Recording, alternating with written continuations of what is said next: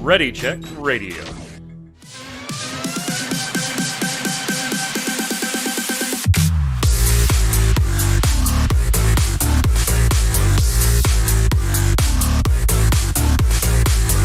What's up, Internet? It's Thursday at 7 p.m. Eastern. That means it's time once again for another Relic Grind. Ready Check Radio's Final Fantasy XIV Square Enix podcast.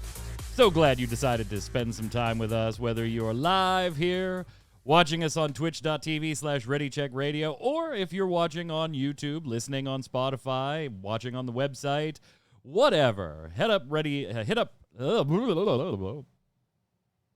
mean, it was going really smoothly. It was going, the intro was going very smoothly until that moment. Head on over to ReadyCheckRadio.com, RAIDEO.com. In the upper right-hand corner, you have all the socials, Twitter, Twitch, Facebook, YouTube, all of it. Follow, subscribe, notify, turn on those notifications. Tell your friends about it. If you like what we do here, help us grow. We would very much appreciate it. We're still have not crossed 500 Twitch followers. So close. 15 away. You can help us get there. Go ahead and give a follow to everything else while you're there. But we're going to continue with our Final Fantasy XIV discussion that Kronos and I started last week, talking about new player experience, except we're going to narrow it down a little more to some specific PvE items since, the game, there's no PvP in the game. It'll just be the PvE stuff. There's none. We talked about boosting and, new player, how that might impact story skips and stuff like that. Now we're going to get a little bit specific and how some systems in the game could maybe be a little better, particularly from a new player perspective with all the new players joining us. But first, to go over all of it, he's back. Wasn't here last week, but he's here this week. Mr. Chris Montoya, a.k.a. Tarkoth. What's up, sir? Hello. Wait, that's not how this goes. It's been a couple weeks since I've edited this. How does this start? Oh, yeah. Greetings, programs. Hello. Glad to be back. You're a weirdo. Weirdo. I got some cool things. I got two beautiful books of art books for Final Fantasy XIV, and these two little bad boys. Oh, very nice. Yeah. Very nice. Finally getting your art books. Nice. Yeah. Nice. Still not going to bust out for the Blu-rays, huh?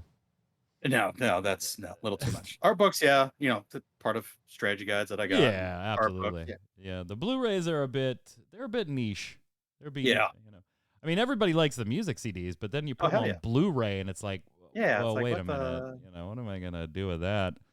Also on the line, Mr. Adam Lane, aka Kronos. What's up, sir? Not too much. Been doing some gross mouth farming lately, so not that that's surprise I can to tell anybody. that beard is looking full but frazzled. Yeah. It's time to trim probably, but this is what happens when you do like hunts and crafting and gathering. As a housewarming present, I'll send you a thing of beard oil. How about that? That works. There you go. There you go. Speaking of mounts, did everybody get their polar bear mount? Yeah. Not yet. Like 5 minutes. Oh, you did? Yeah, I mean, it was really quick. Yeah, head to Costa del Sol, do a couple things, have a free polar bear mount. All right. I'll get it done tonight. Yeah, Tark, you're running out of time. I mean, you got a little bit of time. of time. Doc Holiday in chat got theirs. Good. If you're watching and you haven't gotten, go get it. Easy mount. Big ass polar bear. I did get my Sabo Tender mount with the last event, so I'm stoked about that. Nice. Yes. You already had the Regalia mount, right? Yeah. So I didn't need to save for that. You didn't need the MGP. Gotcha. Yeah. Again, just PSA for those of you out there. We do have that event, that crossover coming up. So September. Yeah. We gave you a warning when Make It Rain was running to take advantage of that. I think what is it? 200K? 250K? Something like that. I think it was 250. Yeah, something like that for the Regalia mount if you want to grab that. And honestly, there's enough time between now and then. You do 4 weeks of fashion report, and you got it. So. Absolutely. And see, you have plenty of time, but PSA. And go get your polar bear mount, which, the polar bear was nice. I already had the Christmas one, though, which... I think that one's better. Yeah. There's like 5 reskins of that bear. Yeah, that bear, has been used and abused. Just a few times. Another PSA for all of you. What's up, Glitch? Welcome to chat. Another PSA for all of you, since we were talking about soundtracks. If you don't want to spend $50 per disc, because there's a new one coming up. I already have it pre-ordered. Damn it. $50 I could have used on, I don't know, Full Arts. If you do want the music, but you don't want to pay that type of rate for it, Final Fantasy XIV soundtrack, over 6 hours of beauteous soundtrack, is now available on Spotify. So after you're done listening to us on Spotify, because we have more viewers than Final Fantasy XIV does. Absolutely. 100%. Like, I'm not even going to check it. That's how sure I am. Then head on over and listen to, obviously, their soundtrack on your Spotify account. And to that, Kronos, I can really only say it's about damn time. Yeah, I mean, I don't know why it wasn't already there. I think I like saw people post it on Twitter, and then all of a sudden it was like there, like the next day. Yeah. I usually just use YouTube anyways, so it's like people right. always upload stuff there, but it's kind of nice to have it on Spotify. Speaking of mounts, before we get into some new player stuff, Vannon, thank you so much for the 3-month sub. Normally I would give you cheers and disco lights, but during the show I can't do that, so I'll do it after the show for you. Stick around. Much appreciated. Much love. The Cruise Chaser mount. I mean, you guys, the people that were surprised by this, I don't know why they were surprised by this. I kind of expected this to be in the cash shop, Tark, didn't you? Or did you think there was a possibility that they could drop it in game somewhere?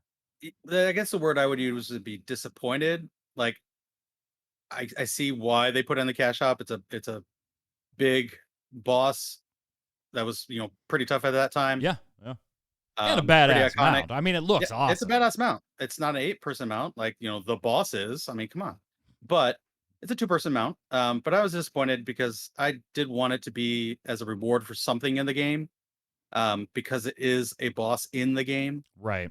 But I understand, and I'm going to support it. I'm going to buy it because the cash shop money goes directly to supporting the game, unlike the sub, which can be used by Square Enix anywhere. So, so I'm going to get it at some point. But yeah, I wish it was actually a part of the game. All right. So, Tark, we got to make our predictions right now. Don't say anything, Kronos. Don't say anything. Don't smile. Don't give us any indication. Okay. So we know, Tark, that Kronos is an absolute mount whore, right? Yeah. Just absolute. But we also know that he does put a little asterisk next to his record, just like Barry Bonds, right? He's got a little asterisk next to the number of mounts he has. And if you look up that asterisk, it says, I very rarely will actually buy mounts from the cash shop. You know, he does not count those in like the available mounts. Yep. So, but this one is really, really like badass. So we got to make a prediction. First off, has Kronos bought it already?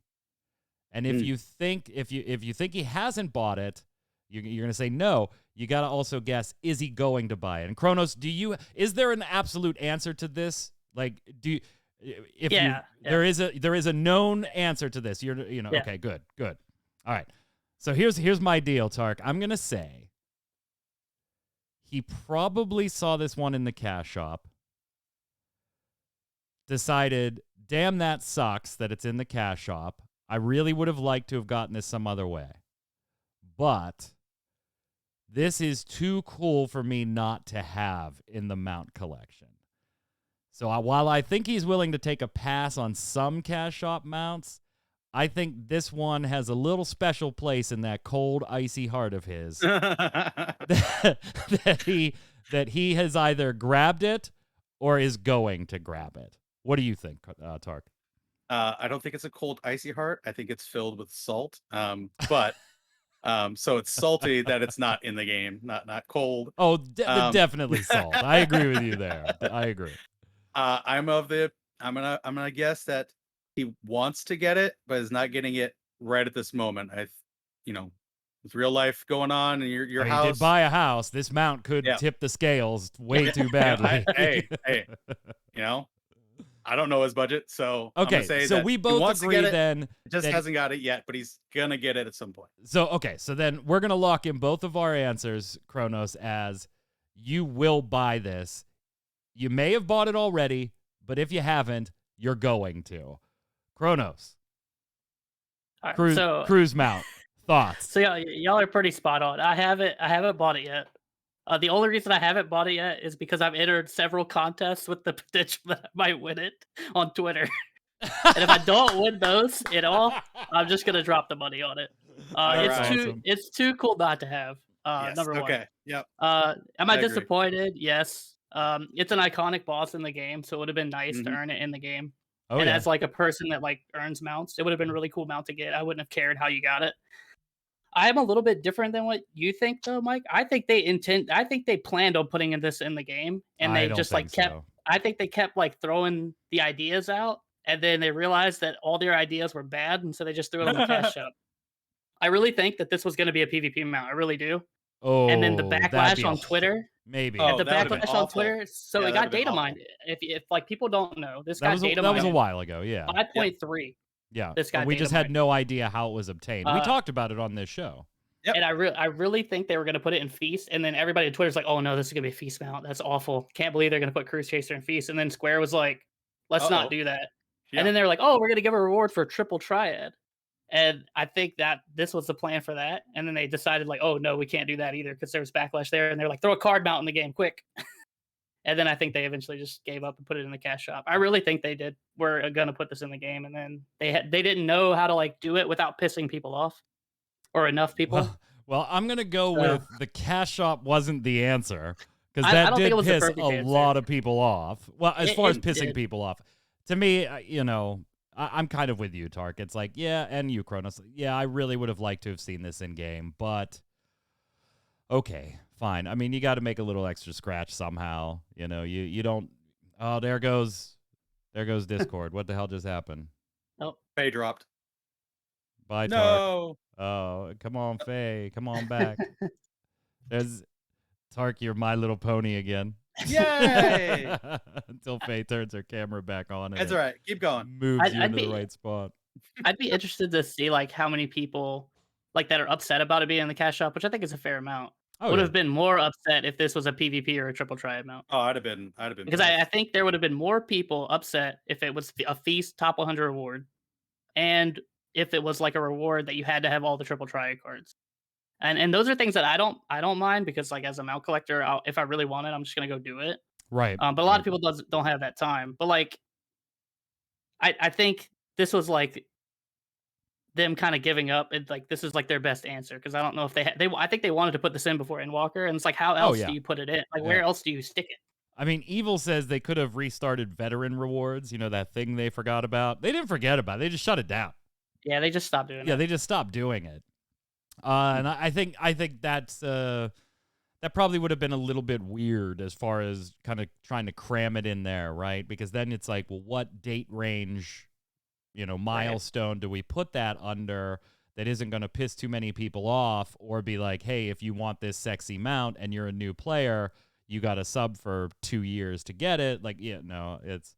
I mean, I'm disappointed it's in the cash shop, but I'm kind of okay with it too. This is one that I'm not as gung-ho. If it was a minion, I would have bought it already, right? It's a mount, though. It'll wait. I'll end up getting it at some point. It's a really cool mount. Like the animations it's too cool on it, not to have. Yeah. The animations are really good. There's a little used system that maybe should get some love. And I don't think they're going to do anything for Endwalker.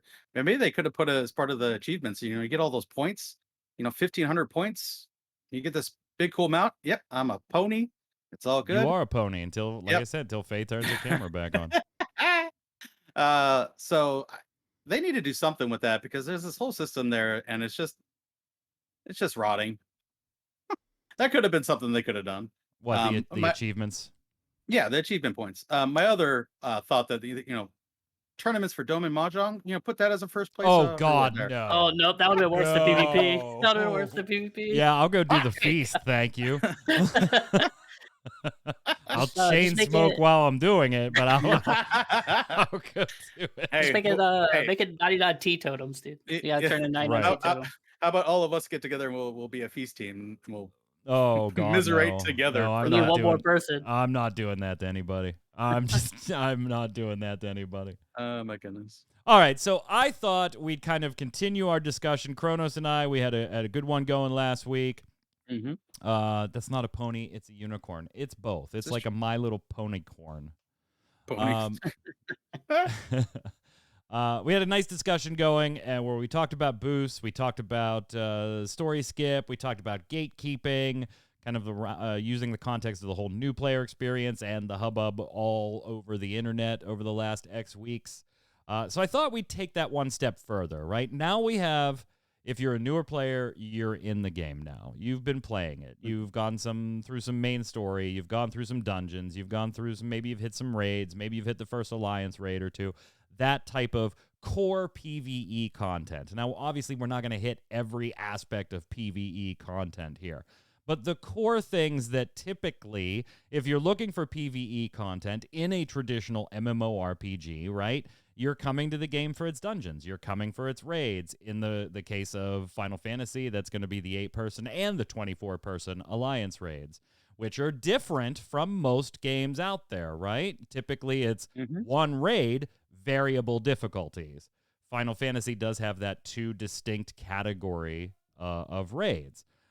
Maybe Relic Grinds is something you might be getting into. And then I figure we cap it off, since we have a lot of them running right now, through the launch of Endwalker, with looking at events, whether it be the Make It Rain event or the one where you go now and get your polar bear mount. So, gentlemen, let's start with dungeons, which I think is one of the key aspects that a lot of people look for in PvE content in traditional MMORPGs. I know I do. I'm a huge dungeon guy, in addition to raids, but I love good dungeons. I absolutely love good dungeons.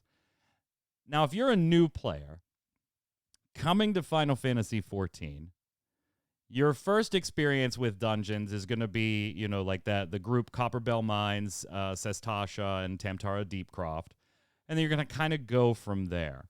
So if you're a new player, but maybe experienced, right? You played WoW for a bunch of years. You're Asmon, right? You played WoW for a bunch of years. You come to the game. How do you think dungeons makes the impression on new players? What kind of impression do you think it makes right now? Are they well designed? Do they teach you well? Are they captivating and interesting? Kronos, kind of where do you think, as a new player, the dungeons in Final Fantasy XIV take you? I'll start with the good, I guess. So they do teach you pretty well, like the general stuff about the game, and I think that's a great thing that they should totally keep. I personally think they're too easy. I think even if you're coming from like any other MMO, I think they're pretty easy. And I think my biggest issue with them, outside of like the difficulty, is once you get past a certain point, they feel very cookie cutter. Um, and I think the first time you do a dungeon, some people probably won't notice that. They're gonna take like the environment in, and that's awesome. But the more you repeat them, the more you realize that. Where it's like pretty much most dungeons in this game are gonna be like trash hallway, trash boss, and then repeat till the last boss, and then you kill it. And that doesn't mean that the bosses are boring. Some of them are really cool. Some of them are nice, like throwbacks and stuff. But I'd like to see them take like more risk in design of dungeons, as far as just like how you traverse them. Like I think they look beautiful, and typically the first time you do a Final Fantasy XIV dungeon, they're pretty awesome, just from like the look of it and like the boss, and like learning the boss the first time blind.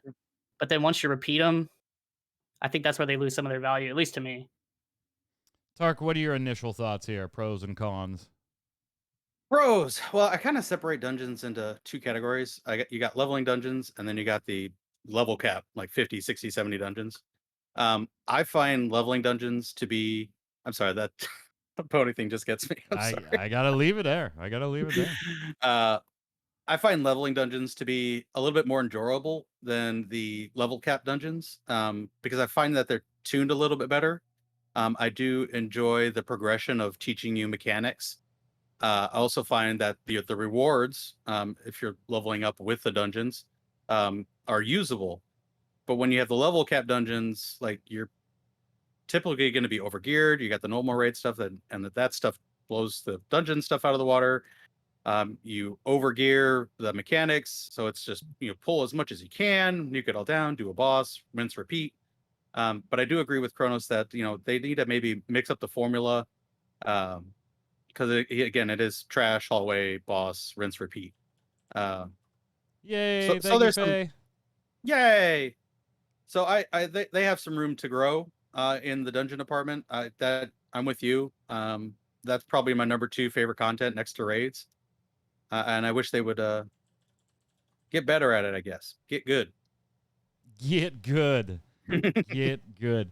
So here's my thing. I love dungeons. And Vannon in chat saying I like the higher difficulty in leveling dungeons in Shadowbringers. They kicked butt first time through.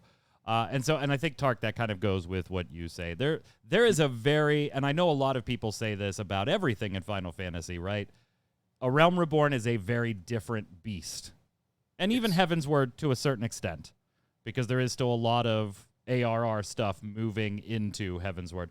Once you kind of get halfway through Heavensward, it's a very different game, I think, when we're talking about dungeons, when we're talking about combat in general, rotations, fluidity, movement. Like, it's a totally different game. And I also hate that. Like, Jason Winter on MMO Bomb with me, he's one of those guys that if you're like, just get to endgame, that's when the game gets good. He's like, forget it, I'm not installing it. And I do agree with him to a certain extent. I do think A Realm Reborn could use a lot of fixes or just intense streamlining to get you through that, you know. From a dungeon perspective, I know I've said this piece often on this show. It is my favorite piece of content, but it is the one that I think they have the most opportunity to improve. Yep. Because I do agree with things that you've said, both of you, like Kronos, they do become very straight line-ish. You know, it's there is almost no challenge, and that's not even Tark. You made the point about the difficulty, you know, when it's on par. Yeah. When it's level appropriate and the gear drops would be appropriate, not when you're level synced, but when it is actually level appropriate. I don't even think they're challenging then. Only because 90% of the time, when you queue up for those, you're getting a party that is probably 2 to 3 people level synced in their roulette. And so it's almost inconsequential if you as a new player die. It's almost inconsequential if you as a new player die multiple times. Yeah, I mean, if your group is, you know, being a dick about it, they might give you some guff over that stuff. Yeah, but it's do you know how hard it is to go into a duty finder and pop Sestasha and wipe? Oh, yeah. Like, it is insanely difficult. Unless you get 4 new people, you know, maybe you could do it at that point. But I honestly don't remember. The first dungeon I remember really having problems with and having to, you know, if we didn't get the right group, was probably Stone Vigil. I think that was the first dungeon. Accurate. That's probably accurate, yeah. Yeah, and I know some people, Sunken Temple of Karn had some... But that was mostly the bees, right? The final sting from the bees back in the day. Yeah. But yeah, the one that it was like, oh my God, you know, Sunken Temple, okay, fine. But Stone Vigil with the dragons, if you screwed up a pool, it was an easy wipe and things like that. A lot of that I feel like is left over from 101 because those dungeons did exist in version 1. Like the Sestasha and Tamtara Deepcroft and Copperbell Mines and all that stuff. And they were altered, but they weren't totally wiped and redone. So some of that may be that. I just wish there was more to them. Whether that's challenge, but Final Fantasy's answer to that has always just been, and now they don't even do it anymore, but the expert level ones. There used to be difficulty, hard mode, and regular, but really hard mode was just additional HP, and they hit stronger. Like, there wasn't, you know, massive new mechanics or anything like that. I love the dungeons, but they do feel just very bland. And I know I've talked for probably longer than both of you here, but I want to tell you this little story. When I played Final Fantasy XI, dungeons in that are a totally different beast than anything you're used to if you didn't play it. If you played WoW and you played Final Fantasy XIV, you played EverQuest, and 11 dungeons in there are different. So we're going to set that aside. That was one huge experience for me. I remember playing World of Warcraft for the first time long enough to run the Dead Mines. Yeah. First dungeon, human side, or Alliance side, humans, right outside of Stormwind, right? Yeah, Westfall. My brother and I queued up with 3 other. Well, I guess we didn't queue. We shout, looking for party back in that day, with 3 other people, and we went and did this. Now, Dead Mines is a bit of a longer, or in the day, it's different now, but in the day was a bit of a longer dungeon anyway. And so we probably ran that thing in about an hour and a half-ish, something like that. I don't know. I don't remember exactly. But I just remember the height, the intensity, the awe. Not just because this was something new, because mind you, I had played 11 for years and years and years. I wasn't brand new to MMOs. I've never seen this. This is incredible. Just the mechanics, the challenge of it, the CC. Like, I wish CC was a thing in Final Fantasy XIV. I wish crowd control was actually a thing besides, hey, tank, pick those things up and take them over there until we're ready to deal with them. That's really the only CC that you see in Final Fantasy XIV. I just remember my hands were sweaty. We took a break with 3 strangers. We took a 5-minute break. And while my brother and I were outside smoking, we're like, this is intense. As much as I love 14, I've never had that experience. I've had some awe-inspiring experiences. That's really cool. I like the way they did that. But I've never had that. I felt like I was really overcoming something when it came to dungeons, Kronos. I feel like that feeling even remotely hasn't existed since, like, back in the day doing WP and AK, before Party Finder existed. I remember doing that. Original Demon Wall. Yeah, people were bad at that. That's probably an understatement, but well, that was like truly the first DPS check. Yep. As you were hitting 50. Also, people were way worse at the game back then, just in general. Like, if you stick that in the game now, it's nothing, right? What are these bees? The only time I have fun doing dungeons, like, I'll agree, leveling dungeons can be a bit tougher, especially if you can kind of make them tougher on yourself, I guess. Like, I think leveling dungeons as a tank, if you know what you're doing, it's kind of fun. Like Mount Golg is one I can think of from like from Shadowbringers, where like that, if you want to do the last pull, it's actually pretty fun as a tank. But you also have to have a healer that's willing to do it with you too. But otherwise, just like, especially like that's the thing. Like, I understand everybody wants to play the game the way they want to play it, but I'll never understand how people have fun in dungeons pulling a pack of mobs in this game, because you don't even get to use half your skills. Yeah. Try being a black mage. Yeah, but like that's their thing. Like, you know, they're allowed to play the game how they want to play it. Now you know why we had to be given the ability to keep a Nokian up in between pools, because you never got a chance to go through the whole thing. Level syncing as black mage is a whole nother beast that's terrible in this game right now. But like, it's, I don't know. I guess it's probably also because we've played for so long too. So it kind of is more repetitive to us, and I think a lot of the excitement from dungeons come from the story. Like, if you're invested in the story and you see stuff for the first time, like the vault, I think is a big one. Oh, absolutely, absolutely. Like, that catch a lot of people the first time, where like you just want to stand there and like look out the window. Yeah. And I think that stuff in 14 is great, but I think actually the content of the dungeon is a bit lackluster for me. It's some people's favorite stuff, and I know you guys enjoy it, but for me, it's like.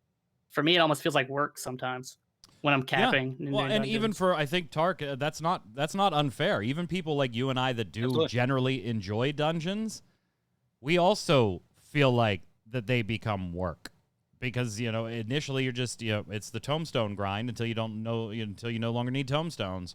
Exactly. And I don't know.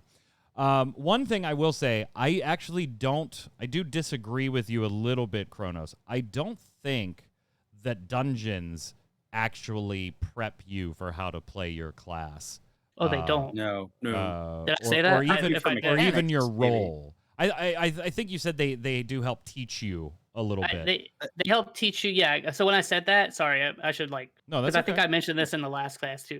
When I say they teach you, I mean they teach you like what a stack marker is, what a spread looks like. Mechanics. Gotcha. As far as like Gotcha. Okay. teaching you how to heal, that's a joke because I can run expert dungeons without a healer right now. Right. Like, Well, and not only it's, that, that you're as a healer in end game, you know, you are expected to DPS, like it or not. Right. That's just the Right. nature of Final Fantasy XIV, and dungeons do not teach you that. They because the requirements for you to DPS aren't there. Where you know you might miss it by 5% because your healer was not doing any DPS. That's not going to happen in a dungeon. Tark, I want to get, before we move on to raids, I do want to get your opinion here, and Kronos, maybe I'll toss this to you too. I feel like besides the current expansion, all the optional dungeons should just be unlocked upon level. I actually don't like that the side quests that you used to do that you did to unlock different dungeons, optional dungeons, I honestly feel like those should just be removed for anything but whatever the current expansion is. Because there is nothing worse than having a new player that you're like, hey, to play, you're going to have to do a bunch of leveling and get through the main story and do all this. And let's go run this. Oh, wait, we can't queue for this. Why? Oh, Kronos, you haven't gone and done this little quest yet. Trust me, you're just going to talk to somebody, then go talk to somebody else, then touch the opening. Yeah. Like, I feel like those should all just be removed for anything besides maybe like the current expansion. I could get behind you on that, and that was actually one of my tips from a couple weeks ago. Unlocking all those blue quests to unlock the content. Yeah. I would go maybe one step further. Instead of when you hit 50, they're all just unlocked. Maybe because there's always like one story dungeon and then 2 optional. When you get the story one done, then the 2 optional ones are also unlocked too. Maybe that's a way they could do it. Yeah, or just put it behind levels, I guess. I mean, that's what most games do, by the way. the dungeons in the queue are just based on whatever level you're on, whatever. Yeah, unless for it's this game, there's levels and MSQ locking. Yeah. So yeah, I would feel okay with the appropriate ones being locked with the MSQ one that you're doing. It's funny because we love dungeons, and then yeah, but we kind of just beat up on them just now. Yeah, and that shows you how much they need to work on it and how much room they have to improve. Here's the danger, though. I don't think they're going to. I don't either. No. Yeah. I don't think the incentive is there. It does make me very sad, too. I don't think the incentive is there. There's no reason to. Because I think in their mind, for them to do dungeons differently, and I don't believe that this is the case, but I think some behind the scenes might. Well, if we change the way we do dungeons, then we're going to have to change the way we do gearing through tombstones and stuff like that, where I'm not necessarily talking about an overhaul of, as Evil says in chat, the workflow. I'm not talking about changing the systems in the game or the workflow for I'm talking about the design of the dungeons themselves being my biggest gripe, not necessarily the fact that I'm going to run it 50 times when a new tombstone comes out. And I just don't think they're going to. I just don't think they're going to. Yeah, I would bet that they're not. Yep. So let's move on to raids, and we're going to kind of lump 2 things together here because, and you can give different points on either item here, but for the purposes of this discussion, when we're talking about raids here in this first segment, we're going to be talking about the 8-person raids. And let's also throw in trials, since those are also 8-person content. Okay? You with me, gents? Yep. Cool about that? So we're talking about both of those, whether it be 8-people raids or 8-person trials. And let's set aside alliance raids for a minute. And again, we're looking at this from maybe a new player perspective or a newer player perspective. So let's not focus so much on like Savage and those increased ultimates and Unreals and all that stuff, but just the concepts of the 8-person rating system. Tark, initial opinions here. I would just lump them all under trials, because I don't feel that the raids are actually raids. They're just trials. I like the 24-mans for raids because you're progressing through a whole, trash. Yeah, trash can suck, but trash, boss, going through an entire experience, 4 bosses, that to me is a raid. what we have for our raids is just separate trials. I like the difficulties. I like that there's a normal so people can get the story. I really appreciate the Savage. I'm trying to do more ultimates, but um, they don't feel like raids to me. They just feel like single encounters, which they are. I wish they would get more into actual experience, going through a dungeon or a castle or whatever it may be, to have a better experience as a raid. Yeah, and Vannon brings up a point about dungeon difficulty being an accessibility thing, like moving through the MSQ, and this kind of applies to trials as well. Not so much 8-person raids, because those are usually auxiliary side stories anyway, but certainly trials do fit into that a bit, as far as getting through MSQ and things like that. So, I'm Tark. I'm right with you on them. I am one of those old school raiders. Whether it be WoW, whether it be Final Fantasy XI, whether it be any other game that I've done raiding in, WildStar, whatever, where it is an adventure. Yep. And you're going through the bowels of hell, or you're going through, Dracula's castle. I mean, or you're going through, like, pick whatever adventure you want. I think people get when they're coming to Final Fantasy, calling them raids is misleading. Yeah. I almost generally misleading, in my opinion.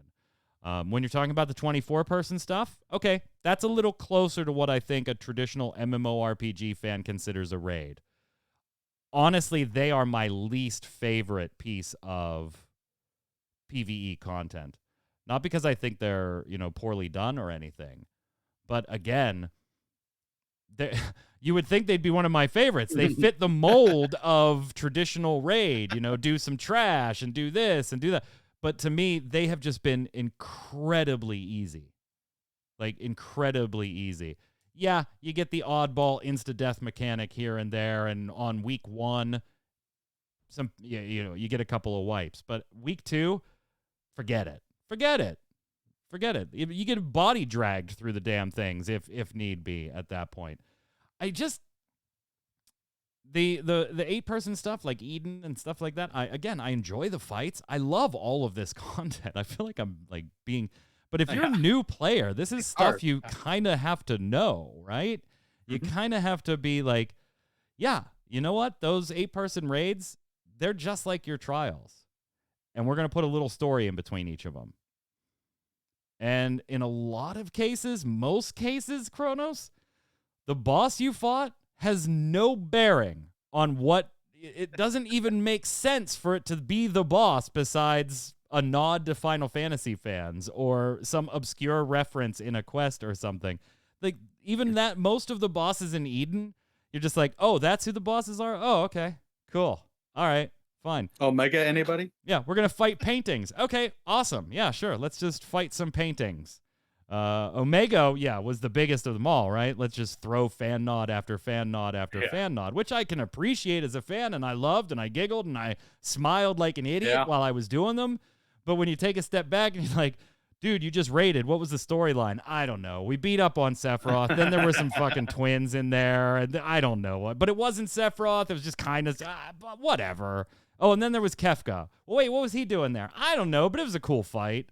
Like, Kronos, it just feels so disjointed from what I consider and what I think a lot of MMORPG players consider to be a raiding experience, which is, let's plan out our strategy. Let's plan out our path through this adventure. Let's take on these bosses in this order if we have some choices along the way. That type of content. Yeah, you sound like me. You started to sound like me, by the way. But this is like my favorite content in the game, but not for the part that we're discussing, really. Well, like, you're on like the higher end of the difficulty stuff. Like, I love those, and please, God, don't add trash to those. I don't want to do trash every week for that stuff. But that's a different thing. I think adding it and making it more of an experience in normal mode is something they should totally think about doing again, because even Alexander just kind of walking through was kind of cool. And maybe, I guess, make more of a link, because you're right, like, a lot of the bosses, maybe like only the last boss kind of matters of certain tiers to the story. And I think the reason they call them raids is because you're progressing through a story, whereas in like a trial, it's just kind of like a one-shot thing in the story of that trial, and you're done. but the raids have like several fights. I think that's why it is a little bit misleading when you're coming from another game. Fraycore in chat asked this: would you consider it a raid if it was simply all strung together? No, I wouldn't, because then it would be strung together. But if you even just forget other MMORPGs, Kronos, think back just in 14. Think about Binding Coil 1 and the first 4 turns there. Were those more what you would consider, Tark, to be a raid than what we currently get with like Omega and Eden and stuff? Remember, you had sometimes you had mini bosses in those. Sometimes there'd be a few trash pools between things. You did the node to open the door, then you pulled some trash, then you did Caduceus, right? The first boss.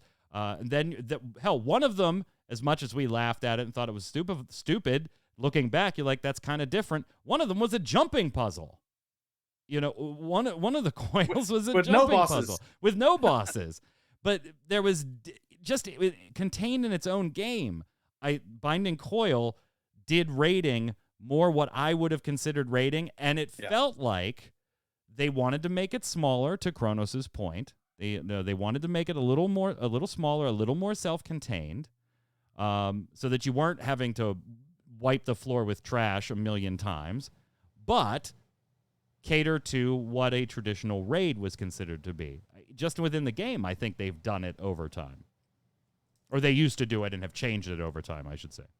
Yeah, and I have so many mixed feelings. Like, yes, the feeling of Coils was more raid-like. But to Kronos's point, you know, you don't necessarily want to be clearing that trash, you know, every time you're having to make an attempt. So there's the pros and cons to each thing that you choose. Part of it's accessibility. Part of it is just letting players have fun with the content that they're putting out there. Yeah, it is a torn thing hard. because it is. Again, we love this content. Like, none of us is like, this sucks and needs to be totally revamped. That's not it. But I just feel like they've gotten into this workflow over X years where they've just, you know, okay, everything is either ultra accessible or insanely difficult for the top 5%.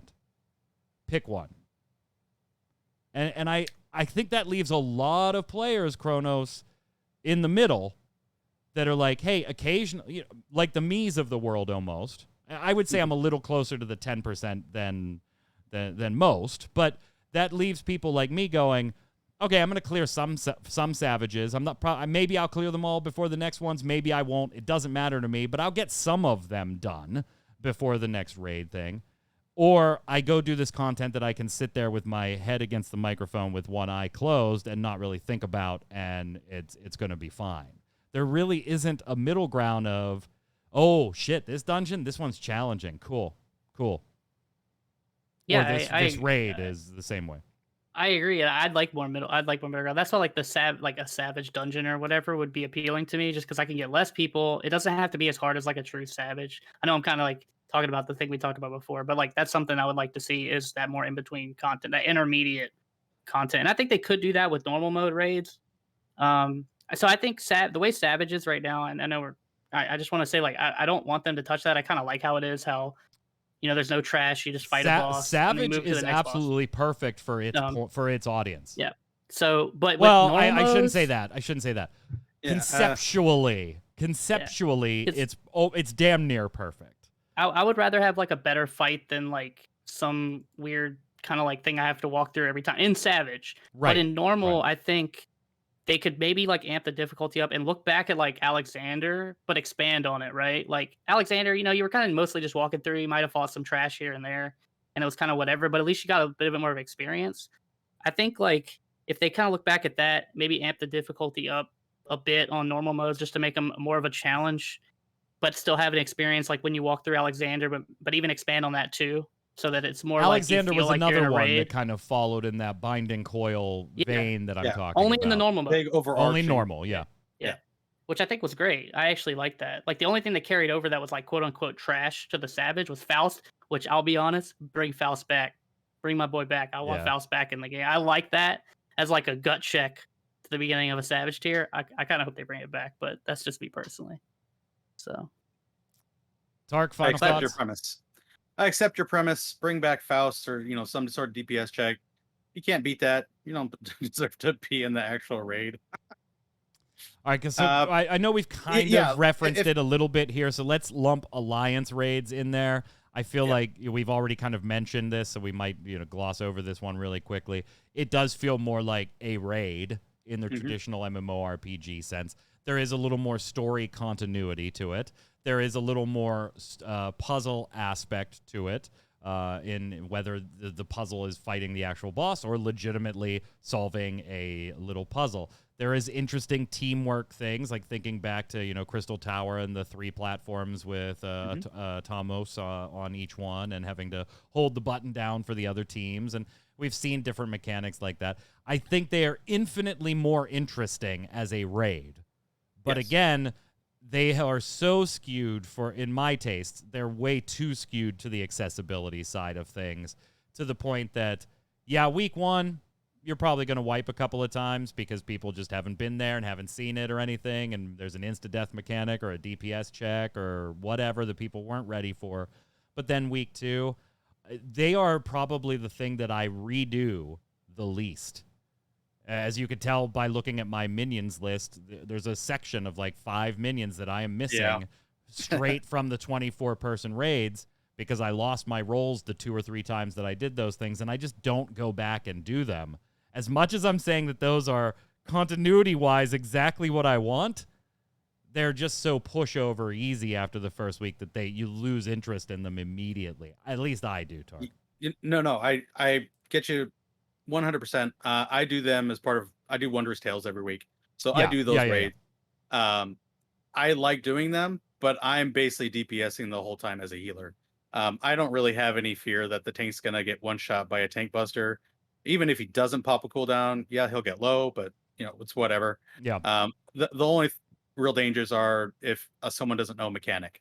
So they need to increase the difficulties where there's just damage or something to keep you engaged, especially as a healer. Like I'm just DPSing.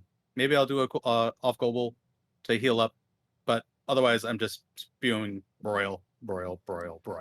Yeah, and Justin in chat saying got to get large groups and run them at minimum eye level. And Kronos, you kind of alluded to this earlier. You can make all of these things more difficult and more challenging. You can absolutely do it. My problem is that you have to do it. Like, you have to create the group and go do it.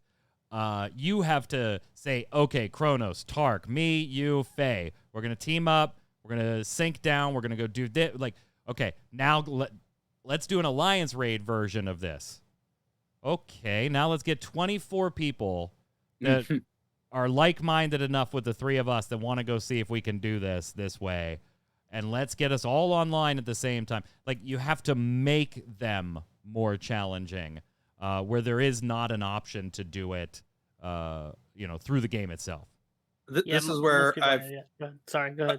I was going to say, this is where I think that they can expand upon the Unreal, bring that to raids, the one-shot raids, 24 mans, make that part of the content, so that it's, synced down to a minimum eye level. There's a little bit more challenge. Yeah.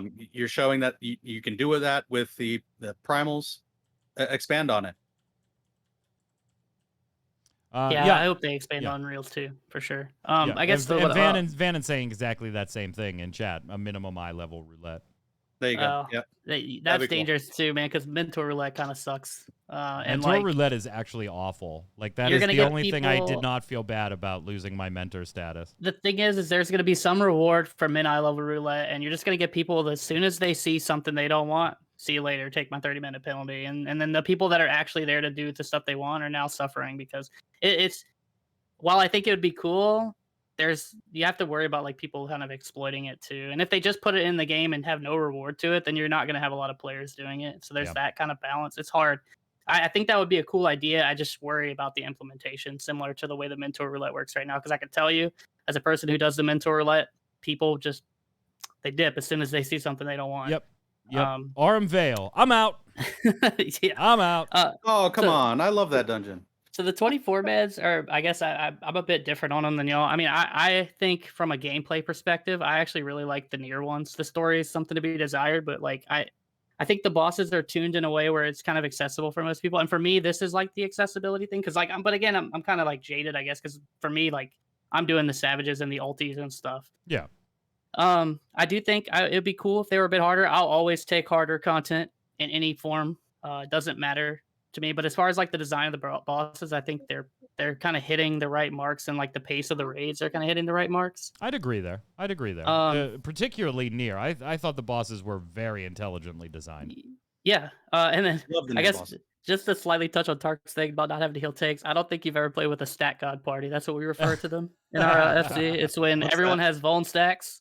Oh. And then your tank has like 20, and they can survive with no tank buster unless they have an invul. I've done that in Savage. My one of my tanks like I want to see how far I can get, how many Vuln stacks I can get before I actually die. It caps at 16, by the way. I ask me how I know. The game's capped at 16. Trust me, I've seen it.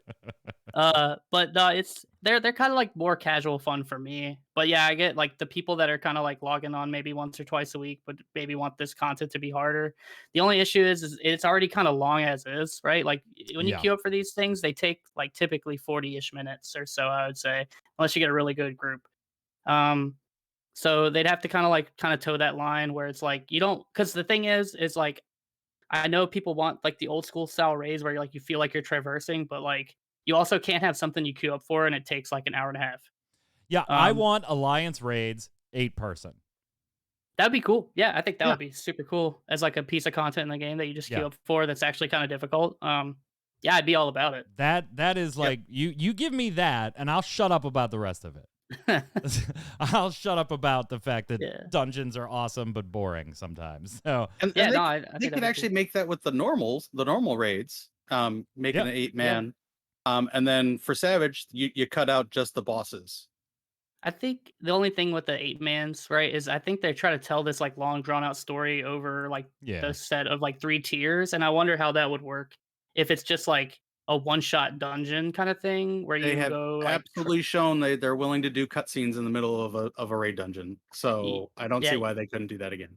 Yeah, well, I think they realized their mistake, but if you look back at like the ARR, like Castrum and Praetorium, I don't think they're ever doing that again, because you're gonna have people that don't want to sit there and watch the 30-minute cutscene, and they're gonna be sitting in that little circle, and then they're gonna be like, "I'm out, see you later." So they have to like it's a line. There's a line because there's people that just want to log in, do their thing, log out. Yeah, there's a lot of people that do that, and so. And raiders especially, honestly, like people that raid a lot, like I see it a lot. Like a lot of people, they just want to like kill the boss and log off and go home. So it's hard because I see both sides of it.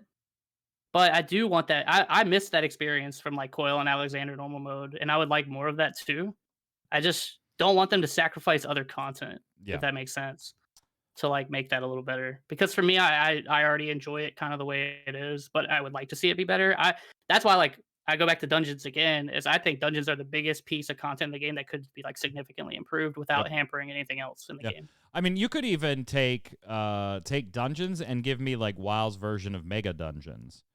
You know, those give us a Karazhan. Yeah, they're almost like mini scaled down little raids, but still for a 4-person party.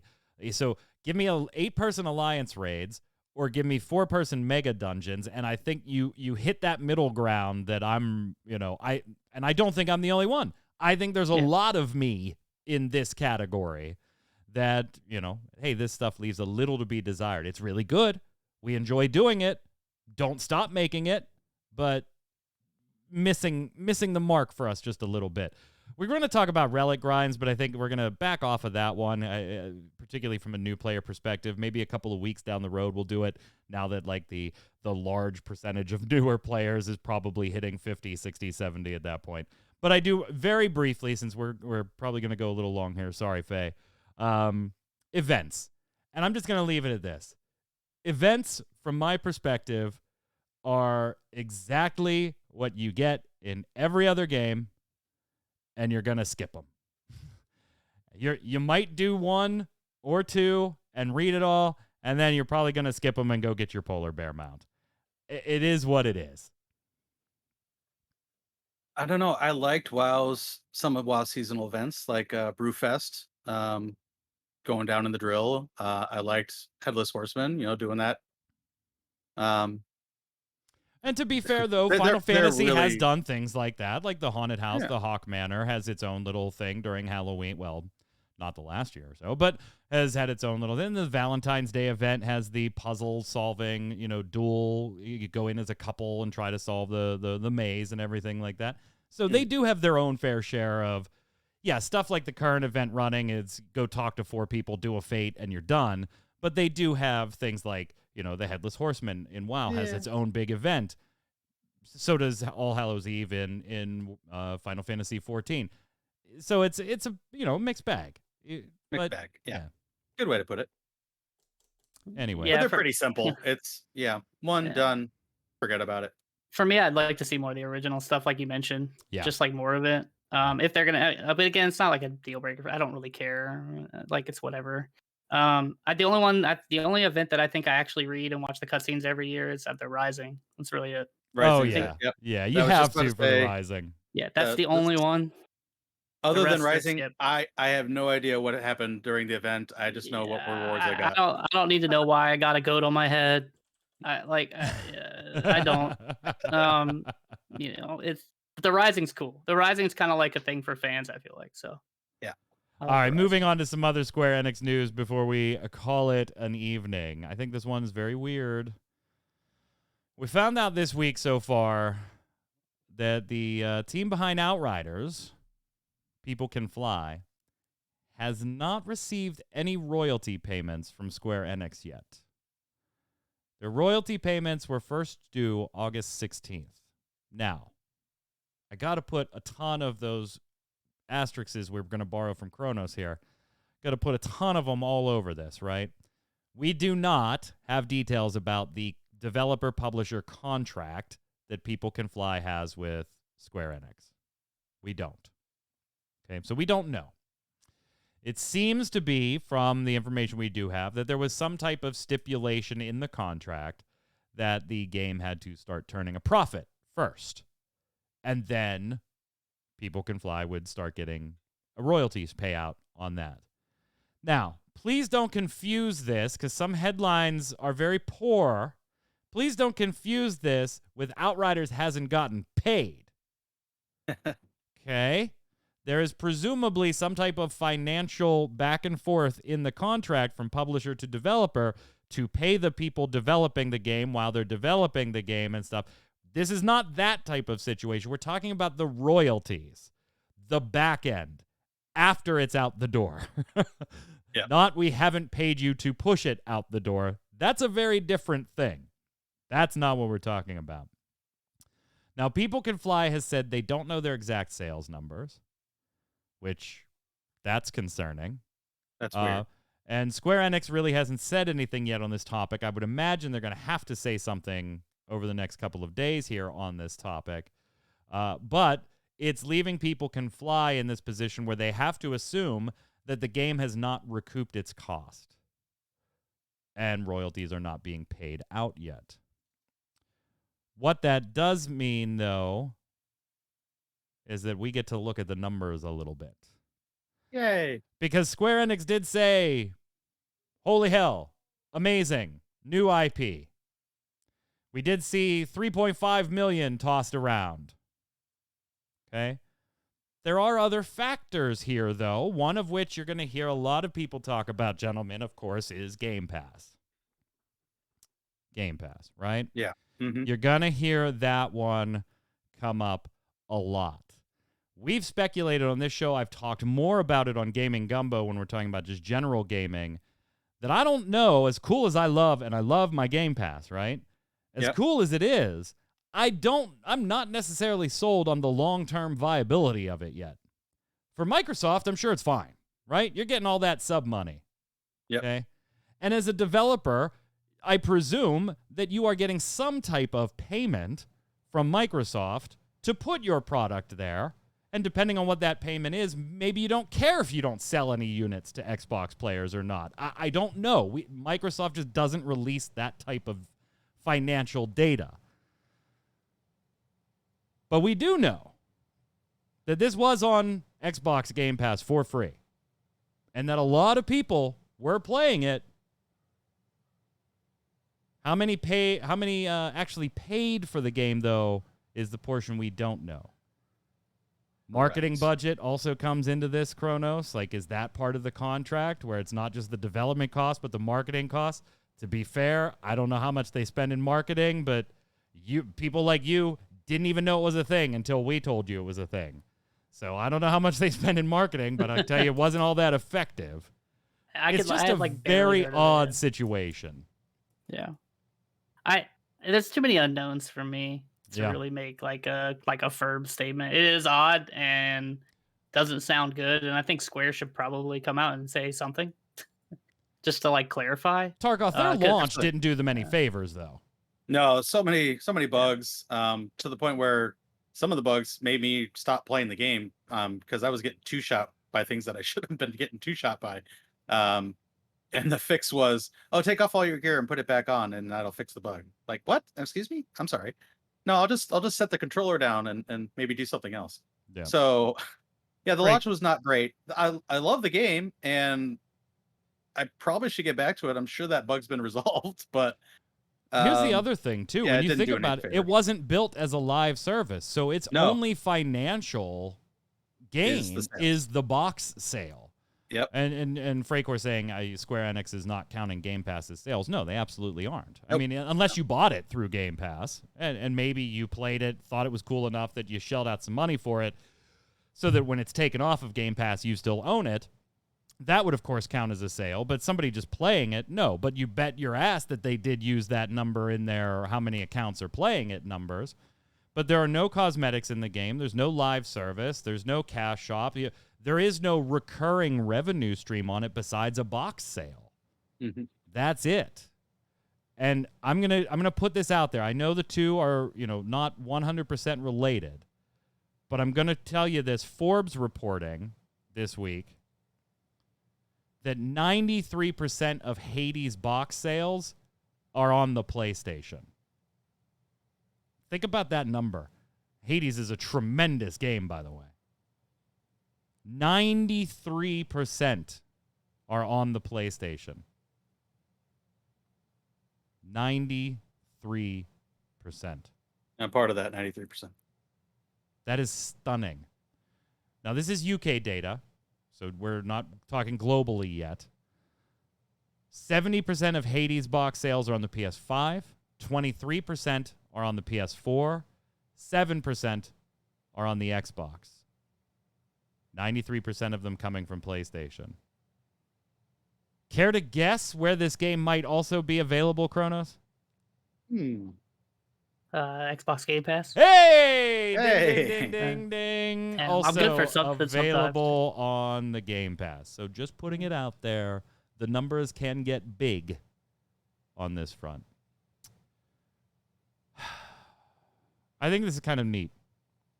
I don't know how you guys feel about this. Have you guys been following hashtag Tifa Shorthair? Yes. I have seen it. Oh my God, yes. It's on my feed, yeah. Yes. So there we go. Credit where due, Strawberry Street on Twitter, @StrawberryST. Short hair Tifa has been now making the rounds. Kind of kicked it off, but now everybody's been doing art. There's somebody even made a mod for it. You can go in and play as short hair Tifa. Got one example there for you. Here's another one. Again, credit to Strawberry. I think it's Street ST. Strawberry ST. How about another one for you? Yes, please. Chat, give me a vote. Yes or no, short hair Tifa. Just give me a yes or a no in chat. We'll do a straw poll. This will account for roughly 40% of Final Fantasy fans, because that's how many people watch this show. Yes or no to short hair Tifa. Tark, you're saying no. Yes. And why is it yes? No, not that. Yeah. Tark, yes or no for you? Yeah, absolutely. Just have a thing. Just a neckline, I guess maybe it is. I don't know. Just yes. Yes. Kronos, short hair Tifa, long hair Tifa. It's a no for me. It's not that I don't like short hair. It's just on Tifa. I'm not a fan. Like, go play Final Fantasy IX if you like that. Just play Garnet or something. I don't know. She looks like Garnet to me. No, Garnet's is longer. Honestly, I thought she looked like Yuna. Yeah, I can see that too. Yeah. Yeah, I thought she looked like Yuna. Chat, we've got 1, 2, 3, 4. 1, 2, 3. I mean, it's pretty evenly split on the yeses and nos in chat. I guess I'm a yes. I kind of dig it. It does remind me of Yuna. Although, Tifa's just amazing anyway. So, I'd make her bald. Around. She'd still be badass. Be badass. Absolutely. War for Wakanda is now out in the wild, gentlemen. Yes. Awesome. For free. If you own the game, you can get it for free. And honestly, the reviews are pretty much what you'd expect. More of the same, The world looks gorgeous. The playing with Black Panther is awesome. You'll finish the campaign in 3 hours and be right back to doing your grinding for gear that doesn't feel great and everything. So it's kind of like this was the best headline. Forbes was definitely recommend, hey, come on back and check it out. You might not stay long, but come on back and check it out. I thought I liked the headline on VG 24/7 that said Avengers Black Panther expansion is a lavish free update, but it's more of the same for better or worse. I'm totally stoked that it's just free and part of the package, so I'm excited to play it. Yeah, we're going to come back to this one. I'm sorry, what? Oh, I have to buy the game first? Oh, never mind. Oh, yeah, you got to buy the game first. No, the Life is Strange Remastered Collection has been delayed until early 2022. That's a bummer. Yeah, that's a bummer. Now, True Colors is still on track for its launch as of right now. But, I would hope so, considering that that's less than a month away at this point. But the Remastered Collection delayed until next year. Let's slide over and do Love It or Leave It.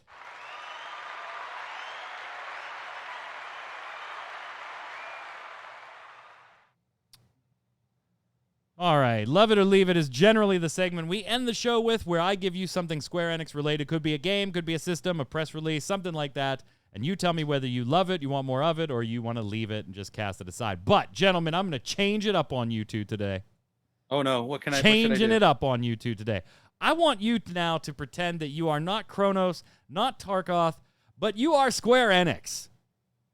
You are Square Enix and all the financial decisions, good and bad, that go with being Square Enix.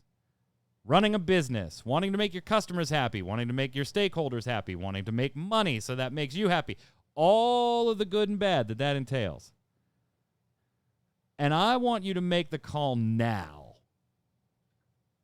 Do you love it? Want more of it? Stick with it? Or do you cut ties, get out of town with your losses now? Marvel's Avengers. Not making the call as a fan, but as a business. I wish I had my suit and tie on right now. Is there too much money in this now that you have to love it and hopefully see something? Is there such a thing for your Square Enix mind as throwing good money after bad money? And is that the situation and you're going to leave it? What are your thoughts? Love it or leave it as Square Enix? Mixing it up a little today, Kronos. You go first. Yeah, I think I said this like into last year when it was because you could already kind of see that it was a failure. And I don't know why they just didn't get out of Dodge, right? And now I think they've kind of promised some other things, and it might be tough, but I think you still leave it. I just don't see. I don't see a single. Contractually, you still got to do Spider-Man though, right? Yeah, that's what I'm saying. I think contractually you do, right? Because there's probably some things and some agreements, especially because it's a Sony exclusive, which makes it weird. But like, I think you get out of Dodge as quickly as you can. And I think they should have started doing this a while ago, to be honest. I don't see anything good about the game come out from anybody, really. And it's very rare. Most of it's like, oh, yeah, it's okay with this. I get this stuff for free, but it's still the same game and it sucks. Yeah, most people, again, Wakanda is reviewing relatively well. I don't want to ditch the expansion. The problem is just like the same stuff we talked about with Hawkeye and Black Widow and everything is 3 to 5 hours in, you're done and you're doing the same thing over again. And the same thing over again is the not fun part. Yeah, and I think if you think about just like the development cost of that, like, I don't know, because people are going to play that for like a weekend or maybe 2, and then they're going to not play the game again, which defeats the purpose of a live service game, which is what it is. Yep. So for me, personally, it's leave it. I just don't see how you make this a financial success because for it to be live service and to live, it has to give some kind of financial value like forward. Yeah, At least let's that's mark the way my brain the works. numbers right now because we'll revisit it in a week or two, I'm sure. But in the last, as of right now, there are 3,001 people. So we'll just say 3,000 playing on Steam charts. That is a 6 times increase over previous months, by the way.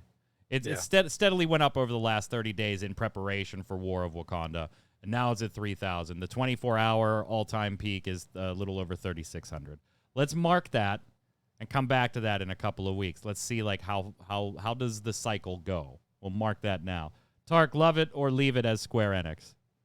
I think they're in a position they need to have an exit plan. If I was them, we need to organize, get our contractual obligations done, and have you don't do a paid expansion at all.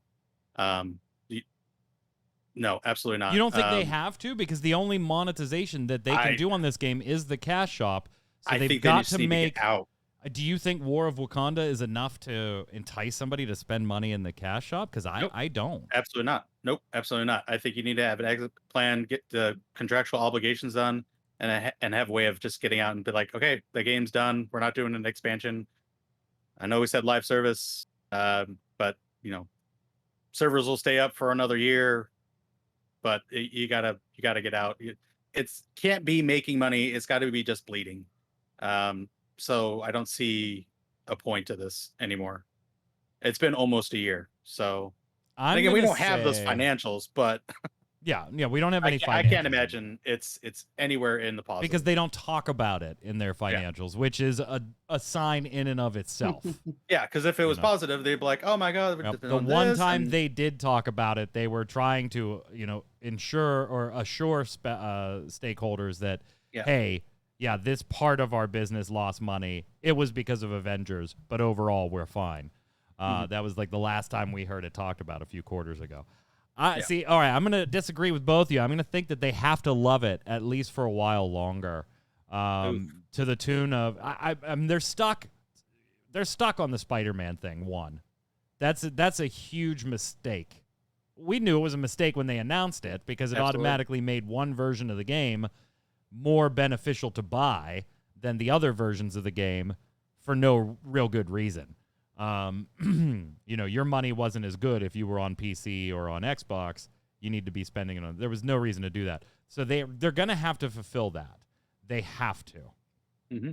Because if they don't, that's going to lead to any money they have possibly starting to be drained from them in lawsuits. Because they sold a product, right? So it'll lead to litigation. I also think there are other entities, too many other entities involved that have probably set up contracts we don't know about. That Disney wants this stuff to coincide launches in-game with launches of some of their, MCU stuff, whether that be big screen, whether that be Netflix series, or, Disney Plus series in this case. I just think that there's stuff that we don't know about that they're going to have to love this a little longer. Maybe a little longer than they'd want to, right? Maybe it's a bad marriage. They both want out, but nobody's going to leave. Maybe that's it. As far as Disney Marvel considerations, I don't think, because the game is so far removed from the MCU, that they don't look alike, they don't sound alike, the story has nothing to do with each other. It doesn't matter. The McDonald's Happy Meal toys don't look like, the I can tell you from experience. You're saying the tie-ins, though. I don't think Marvel. From experience, they do matter. So, like, Capcom made Marvel vs. Capcom Infinite. I don't know if you remember that garbage game that they came out with. And a lot of the problems with that game came from where Disney had what they wanted, and Capcom had to kind of, like, abide. Because that was like part of the deal. To the point that it foobarred their roster. Yeah, because Disney did not want Juggernaut, right? They didn't. No X-Men characters were allowed. They couldn't put Juggernaut because they weren't intending to push Juggernaut at all. Yeah, Juggernaut is a staple of. They couldn't put any X-Men characters at all. They had to use all MCU characters. They had to use very specific designs. It made the game look like trash.